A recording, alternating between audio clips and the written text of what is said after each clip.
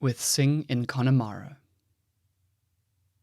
I had often spent a day walking with John Synge, but a year or two ago I travelled for a month alone through the west of Ireland with him. He was the best companion for a roadway anyone could have, always ready and always the same, a bold walker, up hill and down dale, in the hot sun and the pelting rain.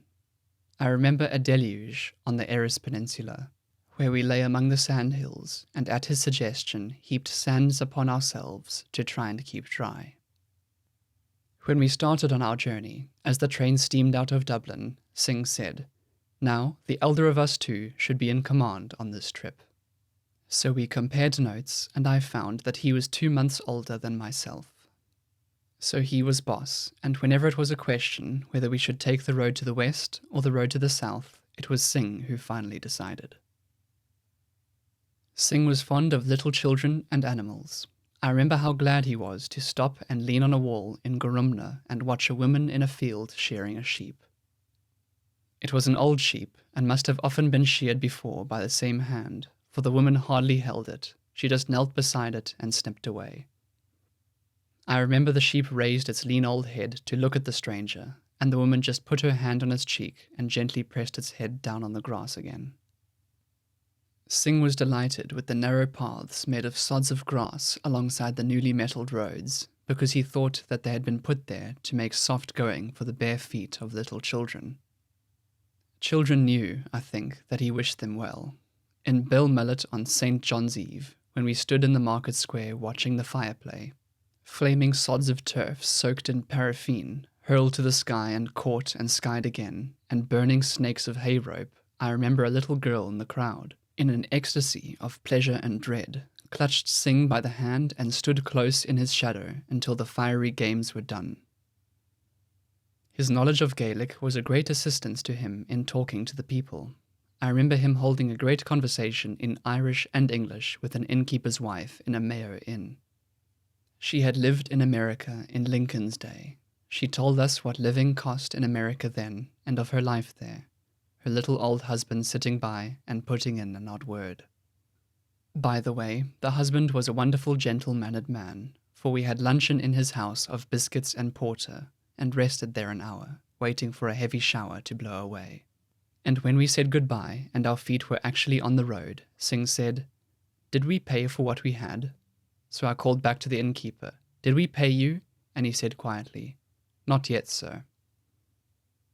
Synge was always delighted to hear and remember any good phrase. I remember his delight at the words of a local politician who told us how he became a nationalist. "I was," he said, plucking a book from the mantelpiece. I remember the book. It was Paul and Virginia, and clasping it to his breast. "I was but a little child with my little book going to school, and by the house there I saw the agent. He took the unfortunate tenant and thrun him in the road. And I saw the man's wife come out crying, and the agent's wife thrun her in the channel. And when I saw that, though I was but a child, I swore I'd be a nationalist. I swore by heaven, and I swore by hell and all the rivers that run through them." Synge must have read a great deal at one time, but he was not a man you would often see with a book in his hand. He would sooner talk, or rather listen to talk, almost anyone's talk. Synge was always ready to go anywhere with one, and when there, to enjoy what came. He went with me to see an ordinary melodrama at the Queen's Theatre, Dublin, and he delighted to see how the members of the company could, by vehemence of their movements and the resources of their voices, hold your attention on a play where everything was commonplace. He enjoyed seeing the contrite villain of the piece come up from the bottom of the gulch, hurled there by the adventuress, and flash his sweating, blood-stained face up against the footlights, and, though he told us he had but a few short moments to live, roar his contrition with the voice of a bull. Synge had travelled a great deal in Italy, in tracks he beat out for himself, and in Germany and in France, but he only occasionally spoke to me about these places. I think the Irish peasant had all his heart. He loved them in the east as well as he loved them in the west, but the western men on the Aran Islands and in the Blaskets fitted in with his humour more than any. The wild things they did and said were a joy to him. Synge was by spirit well equipped for the roads. Though his health was often bad, he had beating under his ribs a brave heart that carried him over rough tracks. He gathered about him very little gear, and cared nothing for comfort except perhaps that of a good turf fire.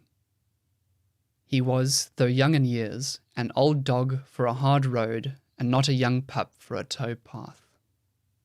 He loved mad scenes. He told me how once at the fair of Tralee he saw an old tinkerwoman taken by the police, and she was struggling with them in the centre of the fair, when suddenly, as if her garments were held together with one cord, she hurled every thread of clothing from her, ran down the street, and screamed, "Let this be the barrack yard," which was perfectly understood by the crowd as suggesting that the police strip and beat their prisoners when they get them shut in the barrack yard. The young men laughed, but the old men hurried after the naked, fleeting figure, trying to throw her clothes on her as she ran. But all wild sights appealed to Synge. He did not care whether they were typical of anything else or had any symbolical meaning at all. If he had lived in the days of piracy, he would have been the fiddler in a pirate schooner, him they called the Music. The Music looked on at everything with dancing eyes, but drew no sword, and when the schooner was taken and the pirates hung at Cape Corso Castle or the island of St. Christopher's, the Music was spared because he was the Music. Jack B. Yeats.